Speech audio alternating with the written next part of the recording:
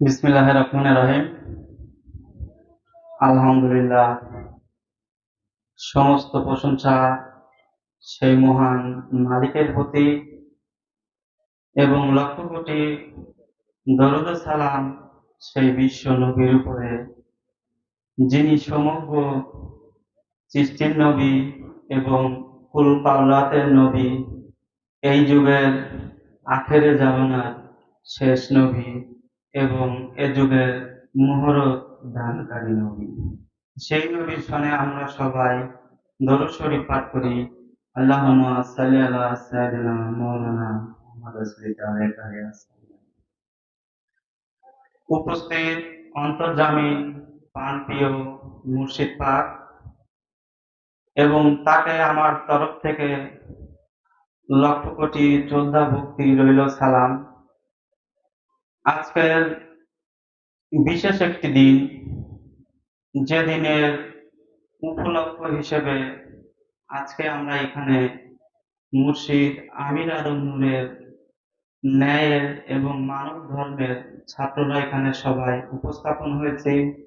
সেই দিনটা উপলক্ষ হিসেবে হলো যে আমাদের সেই মুর্শিদ পিতা আমির আদম নূরের সহধর্মিনীর উপাদ দিবস। সেই উপলক্ষে আমরা যারা এখানে উপস্থাপন হয়েছি এবং দ্বীনি ধর্মের সন্তানেরা এবং আমার মাইকের আওয়াজ যতদূর যাচ্ছে তাদেরকে এবং সকল বিশ্ব মানব জাতিকে আমার তরফ হইতে আন্তরিকত সালাম। আসসালামু আলাইকুম ওয়া রাহমাতুল্লাহ।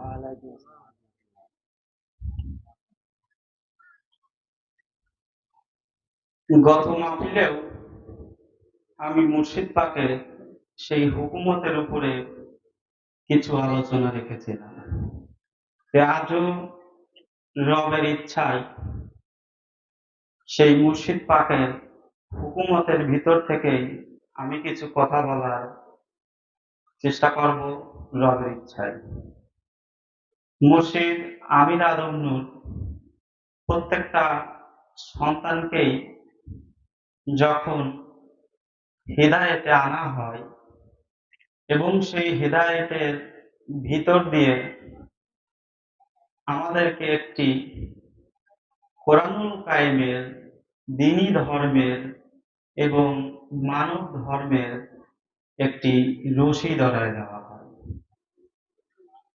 যে রশিটা মুর্শিদ আমির আদম নূর অনেক বক্তব্যের ভিতরেও বলেছে এবং হেদায়েতের সূত্রেও বলেছে যে তোমরা সেই রশিটাকে ভালোভাবে মজবুত ভাবে তোমরা আঁকড়ে ধরে রাখবে।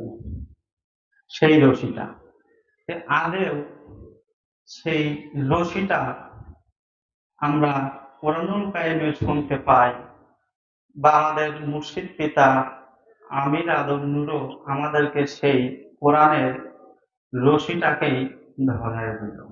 আমরা সেই রশিটাকে কোন বস্তু মনে করে বা কোন জিনিস পৃথিবী জগতে মনে করে যে সেই রশিকে আমরা আমাদের হেদায়েতের ভিতর দিয়ে বা আমার পৃথিবী জীবনের মানব চলার জীবনের ভিতর দিয়ে সেই রশিটাকে আমরা কিভাবে আঁকড়ে ধরলাম বা কার কাছে কতটুকু সেই শক্তি যে সেই রশিকে আঁকড়িয়ে ধরলাম।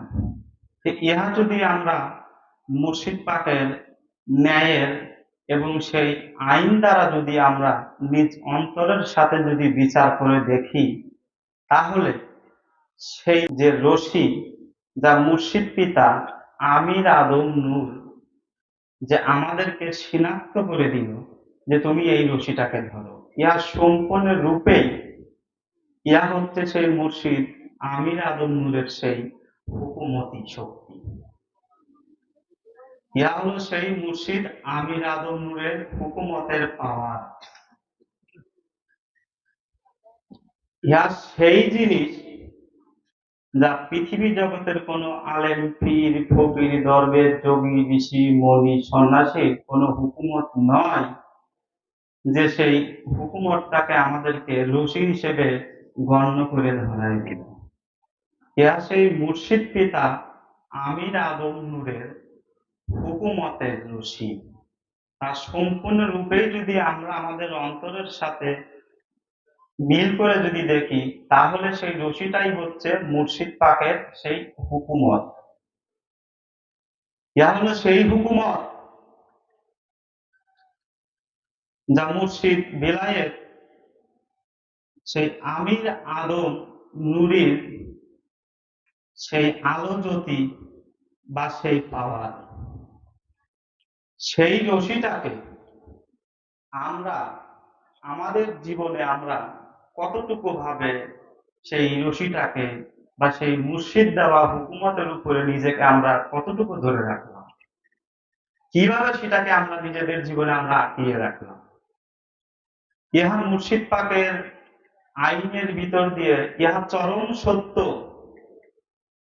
ইহা চরম সত্য যে প্রত্যেকটা সন্তানকেই সেই হেদায়েতের সূত্রে সেই হুকুমতের ভিতর দিয়ে প্রত্যেকটা সন্তানকেই একটা সেই সরল সিধা পথ রচনা করে দেওয়া হয়। তা প্রত্যেকটা সন্তানকেই মুর্শিদ আমির আদম নূর দিয়ে থাকে, প্রত্যেকটা সন্তানকেই তার সেই হুকুমতের ভিতর দিয়ে সেই রশিটাকে ধরায় দেওয়া হয়, আর একটা নির্ধারিত করা হয় যে এতটুকু রাস্তা ভিতর দিয়ে বা সেই রাস্তার উপরে আমাদেরকে তুলে দেওয়া হয়, যা কোরআনুল কারীমেও বলেছে যে সেই সরল সিধা পথের কথা বলা হয়েছে। তাহলে প্রত্যেকটা সন্তানকেই সেই পথের উপরে মুর্শিদ পাকের সেই হুকুমতের পাওয়ারের ভিতর দিয়ে আমাদেরকে সেই পথের উপরে দাঁড় করায় দেওয়া হয়। সেই পথের উপরে এখন যদি আমরা পৃথিবীগত হিসেবেও যদি বিচার করে দেখি, যে সেই পথ ধরে যদি আমরা বা আমাদের 1 ঘন্টা সময় চলতে পারলেই আমরা আমাদের এই মানব জীবন থেকে আমি অন্য একটি জগতে চলে যাব। বা একটা উদাহরণস্বরূপ যে আমাকে সেই পথের উপরে 1 ঘন্টা অবধি আমাকে পথ চলতে হবে, তাহলে এই যে আমরা মুর্শিদ আমির আদম নূরের হেদায়েতি সন্তান, তাহলে সেই পথের উপরে আমরা যে নিজেদেরকে যে দাঁড় করাইলাম, সবাই কি সেই নিজেদের পথের উপরে কি অবলম্বন ভাবেই আমরা দাঁড় হয়ে আছি, নাকি আদেও আমি আমাকে সেই পথের থেকে কোথায় নিজেকে সরাইয়ে দিয়েছি? ইহা নিজের থেকেই শনাক্ত করতে হবে, ইহা অন্য কেউ কখনোই শনাক্ত করে দিবে না। কারণ আমি খাইলে যেহেতু আমার পেটটাই ভরে, অপরের পেট ভরে না। তাহলে আমার সত্য জ্ঞান বুঝ আমারই কাছে আছে, আমার সত্য জ্ঞান বুঝ আমারই কাছে আছে। তাহলে সেই পথের উপরে, সেই সরল সিধা পথের উপরে যদি কোনো ব্যক্তি বা তার পথ চলতে চলতে বা মাঝপথে যায় সেই পথের উপরে আটকা পড়ে গেছে, সেই পথের উপরে সেই ব্যক্তি মাঝখানে যায় আটকা পড়ে গেছে, এটা হলো একটা দিক যে মুর্শিদ পাকের সেই হুকুমতের দেওয়া যে সত্য, আর মুর্শিদ পাকের হুকুমতের দেওয়ার যে আমার জন্য যে সেই পথ রচনা করে দিল, সেই পথের উপরে আদৌ আমি আমাকে সঠিকভাবে ধরে রেখেছি, নাকি সেই পথ থেকে আমি দূরে সরে গিয়েছি। তাহলে একজন ব্যক্তি মনে করো যে তার মাঝখানে যায় পড়লো, একজন ব্যক্তি তার পিছে পড়লো, একজন ব্যক্তি তাহারও পিছনে পড়লো, যে 3টা দিক বা আর বাকি সন্তানেরা যদি সেই পথ ধরে চলার মাঝেই বা একজন ডানে গেল একজন বামে গেল, ইহারও উদ্দেশ্য থাকে, কারণ ইহারও সেই উদ্দেশ্য থাকে, কারণ সেই রাস্তাটা এমনই ভাবে করা যা সর্বদিক দিয়েই এই মানুষ ক্ষতিগ্রস্ত হবে। অর্থের লোভে, নারীর লোভে, প্রাচুর্যের লোভে সর্বদিক থেকে মানুষ ওই রাস্তার উপরে ক্ষতিগ্রস্ত হবে। তাহলে যারা সেই হুকুমতের রশি, আমার সেই পথটা হলো আমার রশি, যে সেই পথের থেকে যদি আমি আমাকে যদি সেই রাস্তার থেকে যদি আমি সরাইয়ে নেই, তাহলে কি আমি সেই মুর্শিদ পিতা আমির আদম নূরের হুকুমতের উপরে আছি নাকি না? ইহা তোমরা নিজেরাই শনাক্ত করে দেখো। আর যে ব্যক্তি তার পথের উপরে চলতে চলতে বা মাঝপথে ঠেকে গেছে, বা একজন ব্যক্তি তার পিছনে বা তার পিছনেও আর একজন, কিন্তু তারা একটা জিনিসের উপরে নিষ্ঠা চেতনা রেখেছে যে আমি আমার মুর্শিদ পাকের হুকুমতের থেকে কখনোই নিজেকে সরাবো না। আমি সেই পথ ধরে সামনে না যেতে পারলাম, কিন্তু আমি আমার সেই মুর্শিদ পিতা আমির আদম নূরের সেই হুকুমতের উপরেই নিজেকে শনাক্ত করে রাখবো। আমি আমাকে সেই হুকুমতের রাস্তার উপরেই সেখানে আমি নিজেকে শনাক্ত করে রাখবো। আর যে ব্যক্তি তার পথ চলার জীবন দ্বারা সেই রাস্তার থেকেই সরে দাঁড় হয়েছে, তাহলে সেই ব্যক্তি কি কখনো সেই মুর্শিদ পাকের হুকুমতের ন্যায়ের আইনে উপস্থাপন থাকে কি না? তোমরা নিজেরাই বিচার করে দেখো। তুমি তোমাকে দিয়েই বিচার করো, সেই রশিটা তোমার জন্য কি ছিল? মনে করছো যে একটা পৃথিবী জগতের একটা রশি, ইয়া সম্পূর্ণ ভিত্তিহীন ফাঁসি। কারণ সেই রশিটা যেরকম চরম সত্য, ইয়া হলো সেই মুর্শিদ পাকের হুকুমতের পাওয়ার। কারণ যদি তুমি তোমার মুর্শিদের হুকুমতের উপরে যদি নিজেকে না রাখতে পারো, তাহলে সেই মুর্শিদ পাকের হুকুমতের ইবাদতে তুমি নিজেকে কি করে রাখতে পারো সেটা বলো। যদি তুমি সেই পথের উপরেই নিজেকে সমাপ্তি না রাখতে পারো, তুমি সেই পথের থেকে সরে যায় এখন বলতেছো যে আমি সেই মুর্শিদ পাকের ন্যায়ের আইনের রশিদের চলি, যা সেই ভিত্তিহীন ফাঁসি। কারণ আমি সেই পথ ধরে চলতে না পারি, সেই পথের উপরে যদি আমি ঠেকেও থাকি, তাহলে ওই সন্তানদেরই সেই মুর্শিদ আমির আদম নূরের জাতের যাওয়ার অধিকার থাকবে, ওই সন্তানদেরকেই। কারণ ওই জগতে পাড়ি জমাইতে হলে মুর্শিদ আমির আদম নূরের ইজাজত পারমিশন ছাড়া একটি পৃথিবীর কুতুবও জন্মাবে না ওইখানে পাড়ি জমানো, কখনোই সম্ভব হবে না। তাহলে সেই হুকুমতের উপরে নিজেকে কতটুকু সেই মুর্শিদের প্রতি একই বিশ্বাস স্থাপন করে সেখানে নিজেকে স্বর্ণপন্ন রেখেছ, তুমি তোমাকে দিয়েই বিচার করো। অপরের দিক দেখতে হবে না, হিংসা নিন্দা বিভেদ গাওয়ার এখানে কোনো ফয়সালাই হবে না। তুমি তোমারই বিচারের যদি সম্মুখীনে না আসো, তাহলে তুমি অপরের বিচার কি দিয়ে করবে? তুমি তোমার সত্য মিথ্যার পৃথকে যদি না করতে পারো, তাহলে অপরের সত্য মিথ্যার পৃথক তুমি কি দিয়ে করবে? কি দিয়ে তুমি করবে বলো? তাহলে সেই হুকুমতের রশির উপরে যদি আমরা নিজেদেরকে যদি সেই আঁকড়ে ধরে রাখি, যেরকম মুর্শিদ আমির আদম নূর হেদায়েতের সূত্রেই আমাদেরকে সেই হুকুমতের ভিতর দিয়ে কিন্তু সেই সূর্য নূরের সেই ক্ষুদ্র পরিমাণ আলো জ্যোতি নিক্ষেপ করেছে, আলো জ্যোতি নিক্ষেপ করেছে। এটা কিসের জন্য? আর ওটাই তো সেই মুর্শিদের হুকুমতের পাওয়ার, সেই দিনী নূরের আদম জ্যোতির সেই পাওয়ারের ক্ষমতা, ওটাই সেই পাওয়ার। যে আমি সেই মুর্শিদ পাকের ন্যায় আমি আমার জীবন উপস্থাপন করলাম না, আমি কি করে সেই আমির আদম নূরের জাতের কখনোই সন্তান হতে পারবো না। কারণ আমি নিজেই লক্ষ কোটি আধার, যে আধারে থেকে মানব জীবন কেটে যায় আর সেই কবর জগতে চলে যায়। এটাই সত্য হবে, এর বাইরে কিছু হবে না, এর বাইরে কোনো কিছুই হবে না। তাহলে যখন আমি আমার মানব জীবনের সম্মুখীন, তাহলে আমি আমার ভালো মন্দ বিচার সবকিছুই তো আমাকেই বুঝে নিতে হবে। আমাকেই বুঝে নিতে হবে না, নাকি অন্য কেউ এসে আমাকে বুঝে দিবে? ইহা কিন্তু কখনোই দিবে না।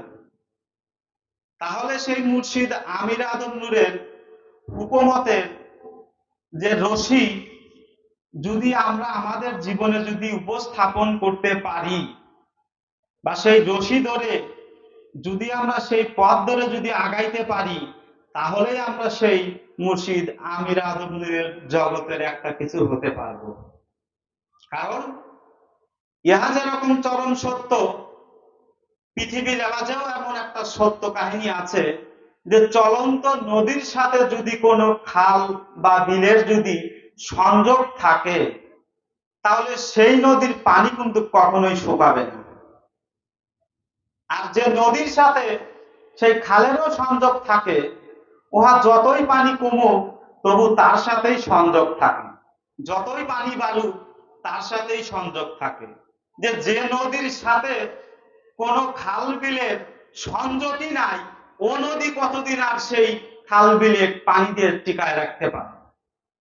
2 বছর, 5 বছর, 10 বছর এমনি সেই মাটি ফাইটে চৈতেন ভরা হয়ে যাবে, চৈতেন ভরা হয়ে যাবে। তাহলে সেই ব্যক্তিরাই সবে মাত্র সেই মুর্শিদ পাকের হুকুমতের উপরে যদি নিজেকে যদি স্বর্ণপন্ন রাখে, তাহলেই সেই আমির আদম নূরের সেই দিনী নূরের জ্যোতির সাথে তাদের সংযোগ ঘটবে, তাদের সংযোগও প্রদান হবে।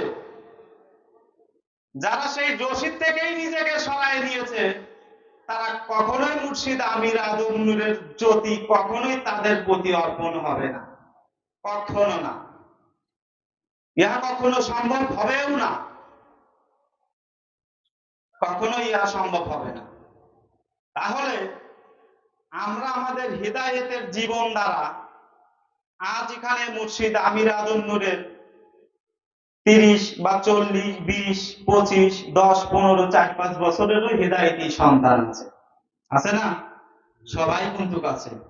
তাহলে ইহা আমি আমাকেই যদি শনাক্ত না করতে পারি, আমি আমার সত্যকে যদি আমার কাছে যদি আমি যদি সার্টিফিকেট হিসেবে যদি গ্রহণ না করতে পারি, অপরের সার্টিফিকেট কোনো প্রয়োজন হবে না। কারণ আমি মিথ্যা বলে তোমার কাছে বলতেছি আমি সত্য। তাহলে আমার জবানের সত্য হুকুমত সবে মাত্র আমি মানব জাতির কাছে সত্য বলে গণ্য করতে পারি, এটা অন্য কেউ শনাক্ত করে দিবে না, এই পৃথিবীর মানুষ কখনো শনাক্ত করে দিবে না। কারণ সত্য বলার পরেও এই মানুষ তাকে মিথ্যা বলে গণ্য করে। তাহলে আমাদের হেদায়েতের জীবনে যে মূল অবলম্বন, তা হলো আমাদের সেই মুর্শিদ, তাহলে আমাদের সেই জীবনের মূল অবলম্বনই হলো সেই মুর্শিদ। কারণ এই সকল সন্তানদেরকে সেই 30 থেকে 40 থেকে সেই 1 বছর বা 5 বছর 10 বছর সেই সন্তানদের জীবনে সেই ধর্মীয় পথে পথ চলার জীবনে সেই আমির ব্যতীত তারা কি কোনো দর্শন দেখেছে? দেখতে পারে অন্য নফসের প্রতারণায়, কিন্তু ধর্মীয় ন্যায়ের আইনে তো মুর্শিদ সেই আমির সুরতকেই তো তারা দেখতে পাইছে, বা সে আমিরিয়াই সেটা শনাক্ত করছে যে বাবা আজ থেকে তুমি এটা করো বা এটা করো না। যাদের জীবনে সেই হুকুমতের উপরে যাদেরকে ধরে রাখছে, এটা তারাই সবে মাত্র শনাক্ত করতে পারবে, তারাই শনাক্ত করতে পারবে যে তাদের দর্শন জগতে কোন সুরতা এসে তাদেরকে শনাক্ত করে পথ চলার হুকুমত দেয়। প্রত্যেকটা পদক্ষেপে পদক্ষেপে মুর্শিদ আমির আদম নূরের ইজাজত পারমিশন লাগবে, নইলে কোনো ব্যক্তি এই পৃথিবী জগৎ থেকে ওই পারে যাওয়ার ক্ষমতা রাখবে না, কেউই রাখতে পারবেও না। তাহলে আমরা এই সত্য জানা বোঝার পরেও নিজেদেরকে আমরা এমন ভাবে সরাই নিয়েছি যে সেই মুর্শিদের উপরেই আমরা আজ বাদ প্রতিবাদ করছি, সেই মুর্শিদের উপরেই আজ আমরা বাদ প্রতিবাদ করছি, সেই মুর্শিদকে আমরা ভুল বুঝতেছি। মুর্শিদ অসুস্থ থাকা কালিমে অনেক ভাই এটাও বলেছে যে মুর্শিদ আমির আদম নূর হারা হয়ে গেছে, সে এখন পৃথিবী জগতের সুদওয়ান। তাহলে এটা কোন বেকুবের কথা চিন্তা করে দেখো, যে নিজেই পৃথিবীর জীবনে শনাক্ত করে গেছে যে আমি আমার মানব জীবন দ্বারা সেই আল্লাহর সত্যের সত্যবান হই।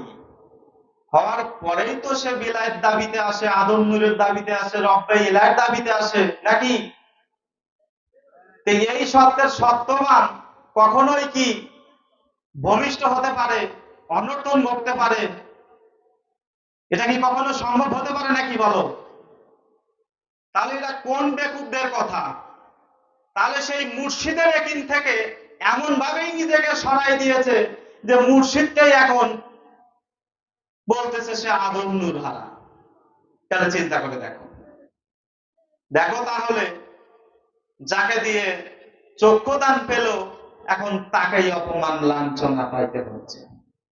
তাহলে তারা নিজেদেরকে কত দূর অব্দি সেই লক্ষ কোটি আধারের ভিতরে আধারে নিজেকে ঠেলে দিছে যে সেই মুর্শিদের প্রতিও তাদের সেই একই বিশ্বাস নাই। মুর্শিদ দেওয়া হুকুমতের রশিকেও ধরে রাখতে পারে না। ইহা পৃথিবীর জগতের চরম সত্য। কারণ এই মুর্শিদ আমির আদম নূরের দ্বীনি ধর্মের আওতায় যারা আবদ্ধ আছো, তারা সত্য রূপে এটা তোমরা ভালো করেই জানো যে মুর্শিদ আমির কোন সত্যের সত্যবান, মুর্শিদ আমির কোন সত্যের সত্যবান, ইহা কিন্তু আমরা ভালো করেই জানি যে সে কি করতে পারে আর কি করতে পারে না, ইহা কিন্তু আমরা ভালো করেই জানি। তাহলে সেই ব্যক্তির হুকুমত যদি প্রত্যেকটা এই জীব মানবের উপরে যদি দেওয়া হয়, তাহলে সে জায়গায় কি করে আমরা নিজেদেরকে বিরূপ ভাবে সরাই নেই, সেই মুর্শিদের প্রতি সেই একই বিশ্বাস রাখতে পারি না? কি করে? যার মানব জীবন বলতে কোনো কিছু নাই, সে আবার মুর্শিদ আমির আদম নূরের উপরে কেন হিংসা নিন্দা বা প্রতিবাদ করে বলো? তাহলে তার উপরে কেন মন্তব্য আসবে? তাহলে কি সেই মুর্শিদ আমির আদম নূরের রশিকে কি আমি ধরে থাকি? তার দেওয়া হুকুমতের উপরে কি আমি নিজেকে শনাক্ত করে রাখি যে আমি মুর্শিদের প্রতি আঙ্গুল তুলি? কারণ তাহার উপরে মন্তব্য আনা যাবে না। উনি সেই মানব, উনি সেই আল্লাহর প্রতিনিধি, যা সেই মহান আল্লাহ পাকের স্বীয় নূর দ্বারা সেই আদমকে সেদিন সৃজন করা হয়েছে। ওনার সেই নূর, ওনার সেই নূর যিনি তাহার মানব জীবন দ্বারা সেই সমস্ত কোরআনের আইন কানুন মেনে এই পৃথিবী জগৎ থেকে সেই চিরঞ্জীবী সত্যের সত্যবান হয়, সেই অবিনশ্বর জগতের সেই সূর্য নূরের জ্যোতি সে হয়, সেই আল্লাহর বার্তা বাহক হয়, সেই আল্লাহর প্রতিনিধি হয়। কারণ ইহা যেরকম চরম সত্য যে অতীতে যখন মহান আল্লাহ পাক সকল নূতন ফেরেশতাদেরকে যখন ডাক দিয়েছিল যে আমি একজন নতুন জাতি ইনসান করছি, সে হবে আমার তরফের প্রতিনিধি এবং জমিনের খলিফা, সকল সৃষ্টির শ্রেষ্ঠ মানব, তার নাম হবে হযরত আদম শফিউল্লাহ। তাহলে সেখানে সেই নূতন ফেরেশতারা অমত পোষণ করলো, সেখানেও মহান আল্লাহ পাক বলল যে আমি যাহা জানি তোমরা যাহা জানো না। তাহলে আজ বর্তমান যুগে বা বর্তমান পরিস্থিতিতে এই মুর্শিদ আমির আদম নূরের সন্তানদের জীবনেও ঠিক তেমনটাই দাঁড় হয়েছে। সেই অতীতে সেই চেহারা মেনে নেয় নাই, আর আজ সেই মুর্শিদ আমির আদম নূরের সন্তান হওয়ার পরেও সেই মুর্শিদ হুকুমকে প্রত্যাহার করে দিয়ে দেয়। তাহলে বলো তোমরা সেই মুর্শিদ আমির আদম নূরের সেই হুকুমতের উপরে নিজেকে কতটুকু শনাক্ত করে রেখেছো? তোমরা কি নিয়ে বড়াই করো যে আমি এই জগৎ থেকে ওই পারে পাড়ি জমাবো? কারণ ওই জগতে পাড়ি জমাইতে হলে মুর্শিদ আমির আদম নূরের ইজাজত পারমিশন অবশ্যই লাগবে। অবশ্যই লাগবে, তাছাড়া হবে না। কারণ সেই মহান আল্লাহ পাকের সমস্ত হুকুমত সরাসরি এই পৃথিবীতে ন্যস্ত হয় না, এ হয় না। সেই মহান আল্লাহ পাকের সেই হুকুমত সবে মাত্র সেই মুর্শিদ আমির আদম নূরের উপরেই এসে ন্যস্ত হয়, আর সেই হুকুমত এই বিশ্ব মানব জাতি পেয়ে থাকে। সেই আল্লাহর হুকুমত সরাসরি এই পৃথিবীতে অর্পণ হয় না। ওহা মুর্শিদ আমির আদম নূরের কাছেই আগে এসে শনাক্ত হয়, তারপরে এই পৃথিবীর মানুষ পেয়ে থাকে। যে তোমরা কি নিয়ে বড়াই করছো? নিজের জীবনকেই লক্ষ্য করি আধারের ভিতরে সরাই দিয়ে নিয়ে এখন তুমি তোমাকে মহাজ্ঞানে জ্ঞানী মনে করছো। ইহা যে বিদ্যাহীন ফাঁসিকে পরিণত হবে। নিজেকে সেই সব জ্ঞানে দাঁড় করা, হিংসা নিন্দা বাদ প্রতিবাদ ছেড়ে দাও, তাহলেই তুমি সেই মুর্শিদের হুকুমতের উপরে নিজেকে দাঁড় করাবে। গত মাহফিলেও আমি একটি কথা বলেছিলাম যে আমার মুর্শিদ যদি বলতো জীবন আজ থেকে তুমি সেই কলা গাছকে মানবে, ইহা আমি জানি যে সেই কলা গাছ লড়তেও পারে না, কথা বলতেও পারে না, নিজের থেকে চলতেও পারে না, তবু আমি সেই কলা গাছকে আঁকড়ে ধরব। কোন কারণে, কোন বিষয়ের উপরে? নিজেকে সেই জায়গা সচেতন করো যে উনি এই পৃথিবীর কোন সাধারণ মানব না, আমাদের মতন কোন সাধারণ মানব না। সাধারণ মানব ছিল, কিন্তু এখন তিনি সাধারণ মানব ছিল না। উনি ওনার মানব জীবন দ্বারা এমন সত্যেই সত্যবান হয়েছে যে পৃথিবীর বুকে সর্বোচ্চ শ্রেষ্ঠ নূরের কে ওনার জীবনে জয় করেছে। সুবহানাল্লাহ। উনি ওনার মানব জীবন দ্বারা সেই শ্রেষ্ঠ নূরকে জয় করেছে, সর্বনূরের ঊর্ধ্বের নূরকে জয় করেছে, সেই বিলায়েত নূরকে জয় করেছে। আলহামদুলিল্লাহ।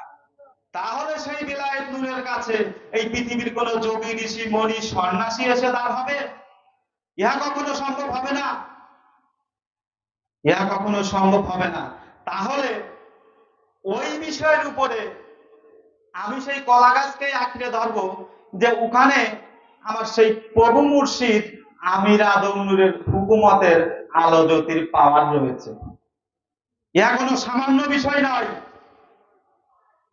মুর্শিদ আমিরের সেই মুখে কথাটাকে তোমরা নিজেদেরকে কি মনে করছো? ইহা কি কোনো সামান্য বিষয়? ইহা কোনো সামান্য বিষয় নয়। তালাশ করে দেখো যে সেই হিদায়াতের সময় কোন কথাগুলো তোমাকে আমাকে শনাক্ত করে দেওয়া হয়েছিল। সেই যে শনাক্ত করে দিল সেই হুকুম, সেই হুকুমত থেকে নিজেকে সরায় দাও। সরাই দিয়ে তুমি এবার বলো যে আমি আমার মানব জীবনে আমি কোনটা। যদি পারো তাহলে তোমরা সেই দাবিদাররা এটা বলো।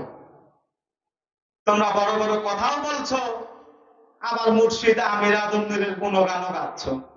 এটা কেমন বিষয় হলো? কোরআন তো বলছে তোমরা সেই সত্য মিথ্যাকে বিকশিত করো না, তো তোমরা সেই সত্য মিথ্যা মিশ্রিত নিয়েই তো তোমরা এটা করছো।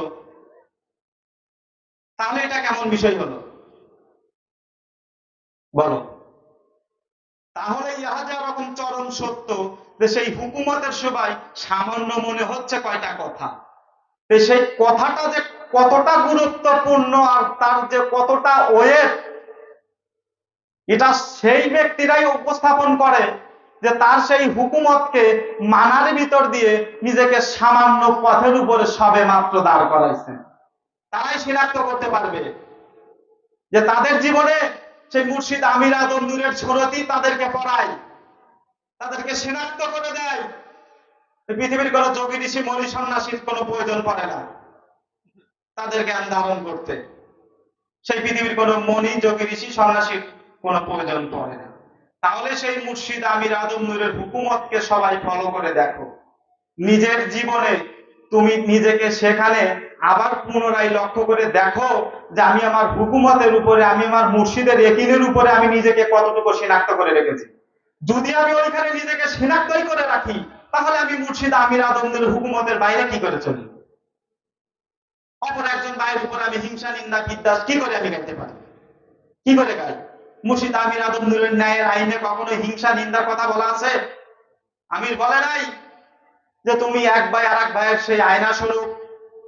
আয়না স্বরূপ কখন হবে? যখন আমি সেই মুর্শিদ পাকের সেই হুকুমাতের উপরে নিজেকে স্বর্ণপন্ন রাখতে পারবো, তাহলেই অপর ভাইকে আমি সেই আমিরের ন্যায়ের দৃষ্টি দ্বারা উপলব্ধি করে দেখতে পারবো, সেও তো আমারই জাতের অনুসারী ভাই। যে ব্যক্তি নিজেকে সেই অনুসারী থেকেই সরাই দিছে, তাকে আর কি দেবেন? তাকে আর কি দেবেন? তাকে চাইলেও আর এখানে আক্রায় আসতে পারতেছে না। সে এখন উল্টা বাদ প্রতিবাদ রেশমূলক বক্তব্য দিচ্ছে সেই মুর্শিদ আমির আদম নূরের নামে। ইহা কি তাদের জন্য ভালো হবে? তারা কি জানে না যে এই পৃথিবীর শ্রেষ্ঠ মানবকে, এই পৃথিবীর শ্রেষ্ঠ মানবকে? তাহলে ইহাই চরম সত্য যে মুর্শিদ আমির আদম নূর যখন কোন একটি তার জবান দ্বারা যখন একজনের উপরে যখন হুকুমত রাখে, সেটা কোনো সামান্য বিষয় না। অতীতেও সেই আদম সৃষ্টি করার সময়েও সকল নূরেতুন ফেরেশতা রহমত পোষণ করলো, মহান আল্লাহ পাক বলল যে আমি যাহা জানি তোমরা তাহা জানো না। ঠিক আজ সেই অনুরূপ সেই কাজটাই হচ্ছে। কারণ মুর্শিদ পৃথিবীতে থাকা অবস্থায় তার ওরসগত এবং জাত সন্তান তার বড় ছেলে মোহাম্মদ জাহাঙ্গীর আলমকে এই হেদায়েতের ভারপ্রাপ্ত দায়িত্ব দেওয়া হয়। এটা কি পৃথিবীর কোন আলেম পীর যোগী ঋষিমণি সন্ন্যাসী দিল, নাকি সেই মুর্শিদ পিতা আমির আদম নূর হুকুমত করলো? বলো, কে করলো? তাহলে একটা সময় আমাদের সেই মহামানব পৃথিবীর থেকে আড়াল হয়ে গেল। আড়াল হওয়ার পরে সেই মুর্শিদের যে হুকুমত তার বড় ছেলে মোহাম্মদ জাহাঙ্গীর আলমের উপর যে রাখা হলো, সেটাকে সেই অতীতের সেই চেলাদের মতন প্রত্যাহার করে দেওয়া হচ্ছে। প্রত্যাহার করে দেওয়া হচ্ছে, ওটাকে মানা হচ্ছে না। সেই অতীতে সেই চেলাদের মতনই হচ্ছে। তাহলে ইহা যেরকম চরম সত্য, মহান আল্লাহ পাক কোরআনে বলছে যে হে নবী, তুমি এই হেদায়েতের মালিক নও, এই হেদায়েতের মালিক আমি আল্লাহ। তাহলে এই পৃথিবী এই জীব মানবদের জন্য সবে মাত্র মহান আল্লাহ পাকের ন্যায়ের আইন দ্বারা মুর্শিদ আমির আদম নূরী হল এই ধর্মীয় রাজা। এই মানব জাতির জন্য, এই শেষ যুগের মানব জাতির জন্য, এই দ্বীনি ধর্মের মানব জাতির জন্য একমাত্র সৈনিক মুর্শিদ আমির আদম নূরী এই ধর্মীয় রাজা। সে ব্যক্তি যেরকম ধর্ম মানুষকে দিতে পারে, আবার প্রসন্ন করে দিতেও তার কখনো দ্বিধা হবে না, কখনো রদ বদলও হবে না। তাহলে সেই ধর্মীয় রাজা যদি কোনো ব্যক্তির উপর যদি হুকুমত রাখে, আর তার হুকুমতকে যদি আমরা যদি প্রত্যাহার করি, হিংসা নিন্দা বিদ্বেষ দিয়ে যদি দেখি, তাহলে আমরা কাহার উপরে সেই হিংসা নিন্দা করতেছি এটা নিজেরাই শনাক্ত করে।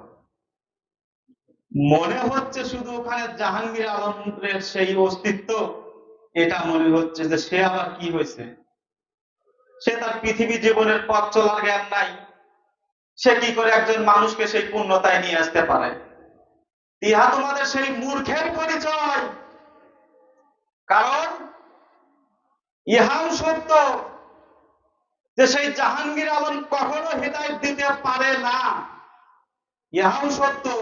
কিন্তু তাহার উপরে তো সেই মুর্শিদ আমির আদম নূরের হুকুমতটা তো রয়েছে।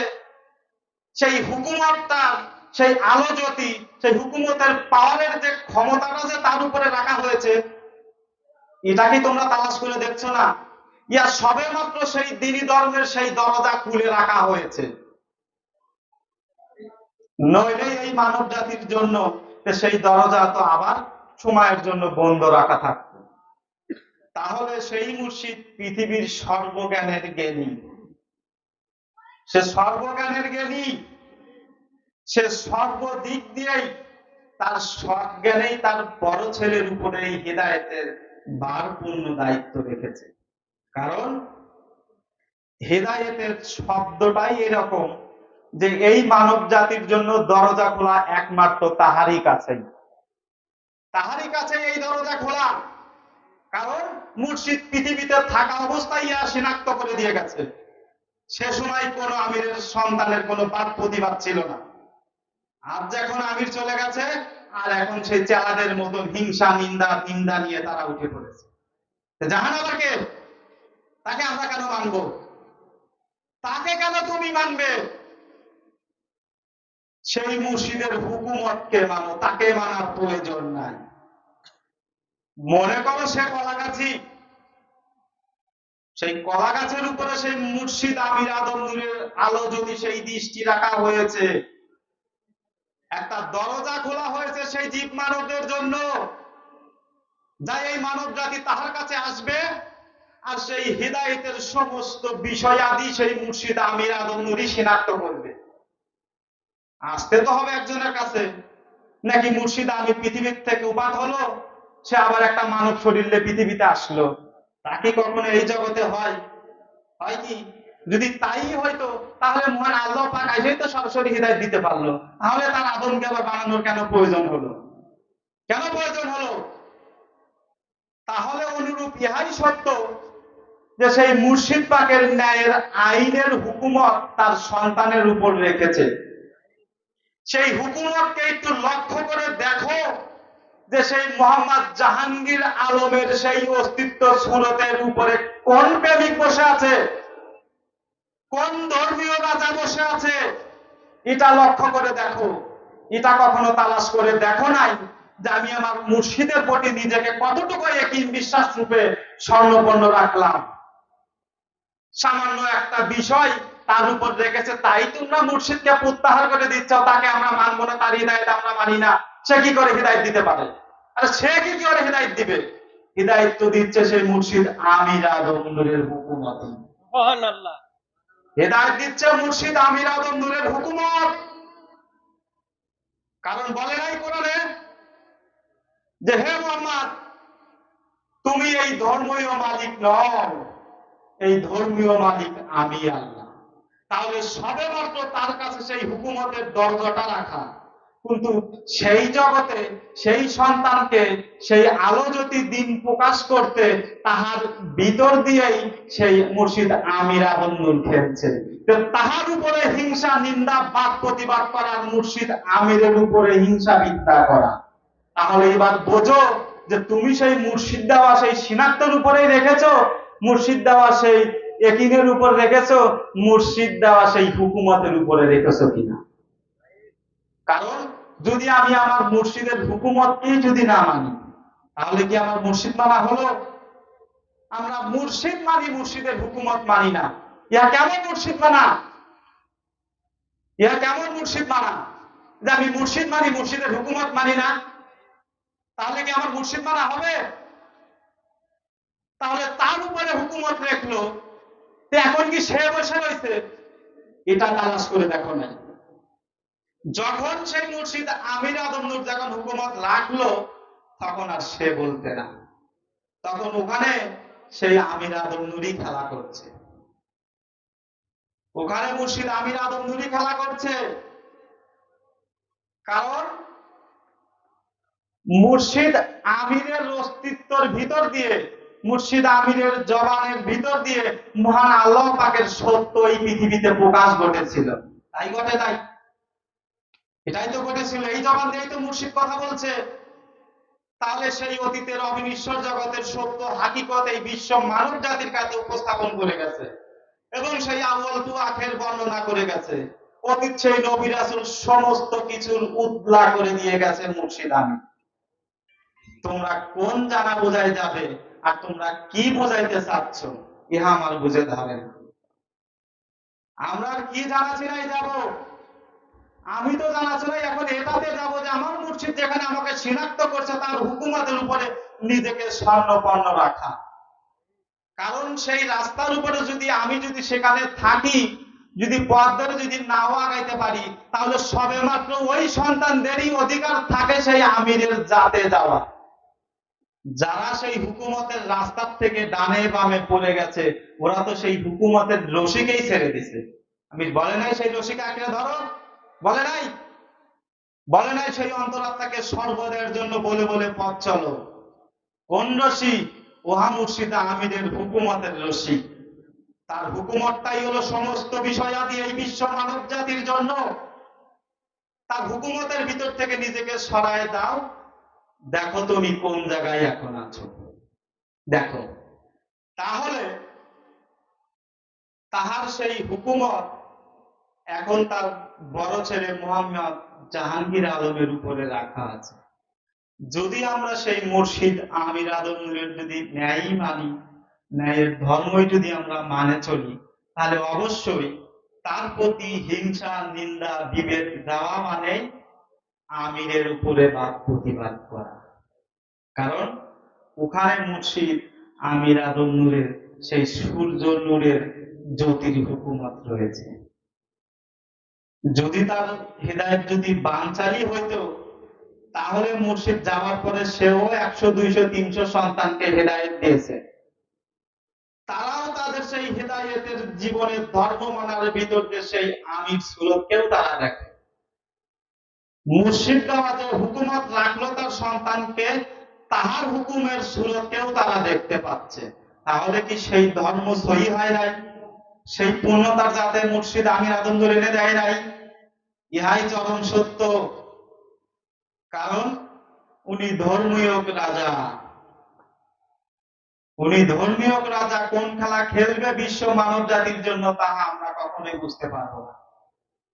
তো তাহার সন্তানের উপর রেখেছে আমরা কতটুকু মুর্শিদের প্রতি একদিন বিশ্বাস, যে সামান্য বিষয়ের উপরেও আমরা সেই মুর্শিদ দেওয়া হুকুমতকে প্রত্যাহার করছি।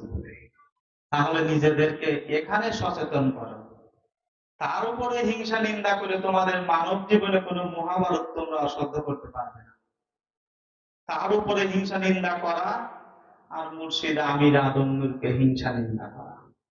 তাহলে এবার তোমরা নিজেদেরকে সেই সজ্ঞানে নিয়ে আসো, মুর্শিদ দেওয়া হুকুমতের উপরে নিজেকে সংলগ্ন করো, নিজের অন্তরের কাছে সেই আশ্রয় প্রার্থনা দ্বারা তুলে ধরো যে হে মালিক, তুমি যে হুকুমত রাখলে সেই হুকুমতকে আমাদের মাইনে নিতে কেন এত দ্বিধাদ্বন্দ্ব আছে? নিজের অন্তরের সাথে বোঝাপড়া করো, নিজের অন্তরের সাথে সেই সাধনার জগতে যে সেই প্রার্থনা দিয়ে সেই মুর্শিদ আমির আদম নূরের কাছে নিজের ভুলকে সংশোধন করার চেষ্টা করো। যদি ইহা শনাক্ত করতে পারো, তাহলে সেই মুর্শিদ দেওয়া হুকুমতের যে রূপ সুরত, তাহলেই সেদিন তোমাদের সম্মুখীনে প্রকাশ হবে। ইহা চরম সত্য। যারা তাকে প্রত্যাহার করে চলছে, তারা নিজেদেরকে সেই লক্ষ কোটি আধারের ভিতরে আধারে নিজেকে ছেড়ে দিছে, যে আধারে থেকে মানব জীবন কেটে যাবে আর কবরে চলে যাবে। ইহাই সত্য, ইহাই সত্য। সেই মুর্শিদ পাকের উপরেও আজকে অনেক বাদ প্রতিবাদ আছে। এই কথাগুলো তো বলার কথা না, তবু আজকে এই কথা আসতেছে। কেন আসতেছে? ইহা কি কোন সেই ন্যায়ের ধর্মের সন্তানের কথা? তোমরা কি কেউ কখনো এটা শুনতে পাইছো বা আমাদের মুর্শিদ আমাদেরকে সেই পূর্ণ হেদায়েত দেয় নাই? আমাদের মুর্শিদ বলে অপূর্ণ হেদায়েত দিয়েছে, বলো। তাহলে মুর্শিদ যদি অপূর্ণ হেদায়েত দিয়ে থাকে, তাহলে বুঝি তুমি পূর্ণ না। মুর্শিদ আমির হলো বেকুব, হে মানব জাতিকে সেই অপূর্ণ হেদায়েত দিয়েছে। তোমরা হলো জ্ঞানী। আল্লাহর দেওয়া শ্রেষ্ঠ আদম যদি মূর্খ হয়, আল্লাহর দেওয়া শ্রেষ্ঠ আদম যদি অজ্ঞানী হয়, আল্লাহর দেওয়া শ্রেষ্ঠ আদমের হেদায়েত যদি অপন্ন হয়, তাহলে সেই পৃথিবীতে মহান আল্লাহ পাকের হেদায়েতের হুকুমত কোন ব্যক্তির উপরে আসলো? যা অবশ্যই বিশ্ব মানব জাতির কাছে সত্য রূপে প্রতিষ্ঠা করবে এবং সমগ্র মানব জাতির কাছে ইয়া সুন্দরভাবে ফয়সালা করে দিয়ে যাবে যে সেই মহান আল্লাহ পাকের হুকুমত সেই আদম ব্যতীত আর কার কাছে আসলো, যে সেই মুর্শিদ আমির আদম নূরের হেদায়েত অপূর্ণ রূপে গণ্য করলে তুমি নিজেকে পূর্ণ রূপে দাখিলি করলে। তাহলে সমস্ত আয়াত কালাম যখন আদমকে শিখিয়ে দিয়েছিল, তাহলে অবশ্যই সমস্ত আয়াত কালাম এখন ভিত্তিহীন ফাঁসিকে পরিণত হবে। যেহেতু মুর্শিদ আমির আদম নূরের হেদায়েত ভিত্তিহীন ফাঁসি হয়ে গেল, আল্লাহর দেওয়া হুকুমত মিথ্যা হয়ে গেল, তাহলে সেই আদম ব্যতীত সেই আল্লাহর হুকুমত আর কোন ব্যক্তির উপরে রাখলো, সেই ব্যক্তির নামও বিশ্ব মানব জাতির কাছে প্রকাশে তুলে ধরে যে ন্যায় দ্বারা এবং সত্য দ্বারা তুলে ধরবে, কোনো হিংসা নিন্দা বাদ প্রতিবাদ না। তোমার সাথে যে আমার কোনো হিংসা নিন্দা বাদ প্রতিবাদ তা না। আমি আমার মুর্শিদের ন্যায়ের উপরে পথ চলি, তার দেওয়া হুকুমতের উপর থাকি বলেই আজকে আমার মুর্শিদের উপরে যে আঘাতের দুর্নাম দিয়েছ, ইহা সমগ্র হৃদায়তের সন্তানের জীবনেই লেগেছে। তাই এই দুঃখ বা এই আঘাত থেকে আমি এই কথাটা বললাম। যদি সেই মহান আল্লাহ পাকের হুকুমত যদি আদমের উপরে থেকে থাকে, তাহলে এই হৃদায়ত চরম সত্যই হবে। আর যদি এই হৃদায়তের হুকুমত যদি আদমের উপর না থাকে, তাহলে কোন ব্যক্তির উপরে? অবশ্যই আমিরের ছাত্রদের সম্মুখীন আমি তা তুলে নেব। যাই হোক, আমি অনেক কথাই বলে ফেলেছি, তার বেশি কথা বাড়াবো না। আমরা যাহারা আজও সেই অসংখ্য ঝড়ের ভিতরে আমরা নিজেদেরকে সেই মুর্শিদ দেওয়া হুকুমতের উপরে নিজেদেরকে স্বর্ণপন্ন রেখেছি, অবশ্যই আরো আমরা সেই মুর্শিদ দেওয়া হুকুমতের উপরে নিজেকে জানো সেই মোতাবেক দ্বারা নিজেকে পথ চলে তাহার যে হুকুমত তার বড় ছেলে মোহাম্মদ জাহাঙ্গীর আলমের উপর যে রেখেছে, তাহার প্রতি তোমরা কখনোই হিংসা নিন্দা বিদ্বেষ এলো না। যদি আনো, তাহলে তুমি নিজেকেই সেই লক্ষ কোটি আধারের ভিতরে ঠেলে দেবে। কারণ উহা আমারও হুকুমত না, উহা আমিদের কোন সন্তানেরও হুকুমত না, উহা সেই মুর্শিদ আমির আদম নূরের হুকুমত। তার হুকুমত এই মানব জাতি হোক বা সৃষ্টি জগতের যার উপরেই হোক, উহাকে মানতে আমরা রাখি। কারণ আমরা আমির আদম নূরের হুকুমতের বাইরে কখনো যাব না, ইহাই চরম সত্য। যদি সেখানে স্বর্ণপন্ন রাখি, তাহলে সবে মাত্র সেই সন্তানদেরকেই একমাত্র ওই পারে যাওয়ার ক্ষমতা মুর্শিদ আমির আদম নূরই তাদেরকে সেই কোলে তুলে নেবে, বাকি কাউদেরকেই নিবে না। কারণ ওই জগতে পাড়ি জমাইতে হলে ওনারই পারমিশন লাগবে। উনি একটি বক্তব্যের ভিতরে একটা কথাও বলে গেছে যে সেই হাসরের ময়দানে এই মানব জাতির সেই ন্যায় ও অন্যায়ের বিচারের দাড়িপালা থাকবে আমার হাতে। বলছে তো কথাটা, এটা আমার না, মুর্শিদ আমির আদম নূরেরই। যারা সেই বক্তব্য শুনছে তারাও ভালো করে নিজেদের জ্ঞানে নাও যে কথাটা কতটা ওয়েট আর কতটা ভারপূর্ণ, যে সেদিন সেই মানব জাতির বিচারের ন্যায় ও অন্যায়ের বিচারের দাড়িপালা থাকবে তার হাতে। তাহলে কোন একটি ব্যক্তি সেই কাহারুর রূপ থেকে কখনোই নিজেকে পাড়ি দিয়ে যাইতে পারবে না, অবশ্যই সেখানে আটকা পড়তে হবে। তাহলে তার দেওয়া হুকুমতকে ফলো করো, তার দেওয়া হুকুমতকে ফলো করে কর্ম দ্বারা নিজেকে সেই কর্মের উপরে হুকুমতের উপরে নিজেকে সজ্জাইতে পারো। আর ইহার ভিতর দিয়েই তুমি তোমাকে রচনা করতে পারবে যে আমার এই ধর্মীয় জগতে পথ চলার আমার ইলাকে, আমার মালিককে অবশ্যই মুর্শিদ আমির আদম নূরের সুরতি পড়াবে। মুর্শিদ আমির আদম নূরের সুরতি পড়াবে। যাহারা এর ভিতরে নিজেকে শনাক্ত করে রাখবে, যাহারা এর উপরে নিজেকে স্বর্ণপন্ন করে রাখতে পারবে, অবশ্যই সেই মুর্শিদ পিতা এবং জিনওয়ারা মাতার গর্বে আমরা সেই পূর্ণতা নিয়ে সেই আজাদি জীবন আমরা লাভ করব। এই বলে আজকের বক্তব্য আমি এখানেই সমাপ্তি করছি। সুবহান রাব্বিল আযীম, সুবহান রাব্বিল আযীম। আসসালামু আলাইকুম ওয়া রাহমাতুল্লাহ।